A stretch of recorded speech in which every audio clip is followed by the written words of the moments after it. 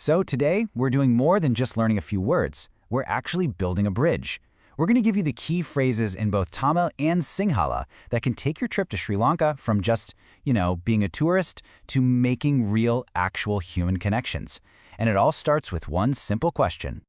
Look, the answer isn't about becoming fluent in a week. That's not the goal here. It's really about showing respect, showing you're curious, and that you're willing to step into someone else's world, even if it's just for a moment. And, as you're about to see, just a few words can open doors you never even knew were there. Okay, so let's do this. I want you to imagine a day in Sri Lanka. We're going to walk through it together, and I'll give you what you need to say right when you need to say it. The sun's coming up, so let's get started. Really picture it. You're stepping out of your guest house. You feel that warmth on your skin. You hear the sounds of the neighborhood just starting to wake up. And you see someone. Maybe it's the person who runs the place or a shopkeeper setting up for the day. This right here, this is your first chance to make a connection, to start the day off with a smile. So what's the single most powerful thing you can say in this moment? Well, it's a simple, friendly greeting. And here you go. In Tamil, you'd say Kale Vanakam, and in Sinhala, it's Suba Udasanak. Now, what's so powerful about knowing both of these? It's the immediate signal it sends. It tells people that you see and respect both of the island's major cultures, right from the get-go. Okay, so you've said good morning, and you got a warm smile back. Perfect. You've broken the ice. Now, let's build on that just a little bit and start a super simple conversation. After a greeting, this is just the most natural next step, right? In Tamil, that's Ningal Yupadi Irukuriyargal. And in Sinhala, Oyata Kihomada. It's a universal way to show that you're interested in them as a person. And, chances are they're going to ask you right back. So to say, I am fine, in Tamil, it's Nan Nalamaga Erkren, and in Sinhala, you'd say Mama Hunden Indava. It's easy, it's polite, and it keeps that friendly vibe going. Now this one is a real game changer. Seriously, taking a moment to learn someone's name is such a huge sign of respect. In Tamil, you can ask Ungal Payar Enna. In Sinhala, it's Oyaganama Mokokta. When you use someone's name, you stop being just another tourist and you become a person they'll actually remember.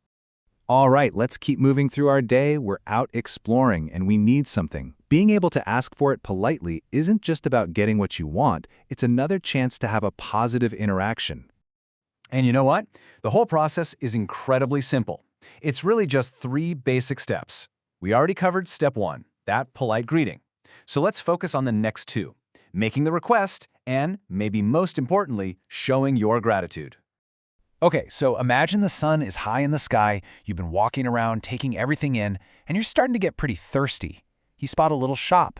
This is the perfect low-pressure situation to try out your new skills. So, to ask for water, it's super straightforward. In Tamil, you'd say, Inaka Tannir Vendum.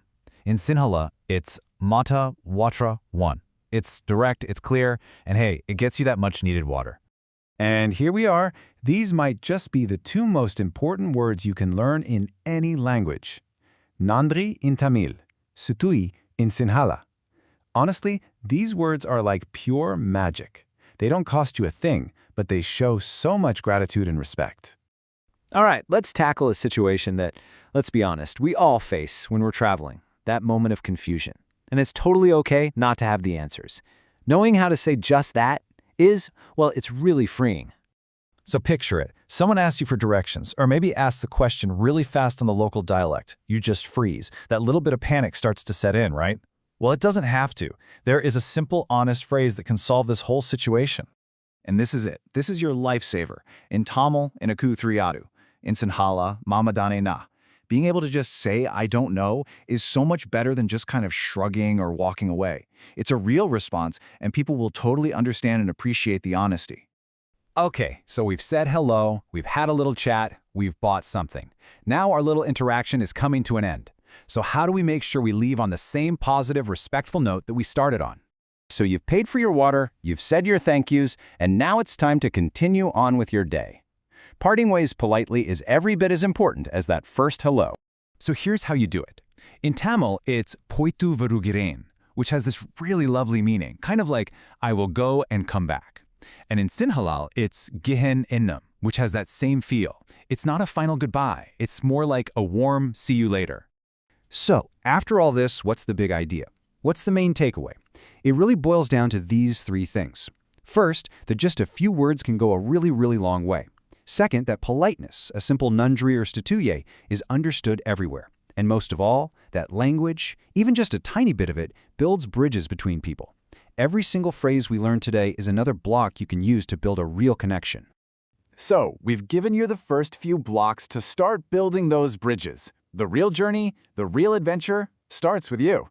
Just think about it. When you get there, with these words ready to go, who is going to be the first person you connect with?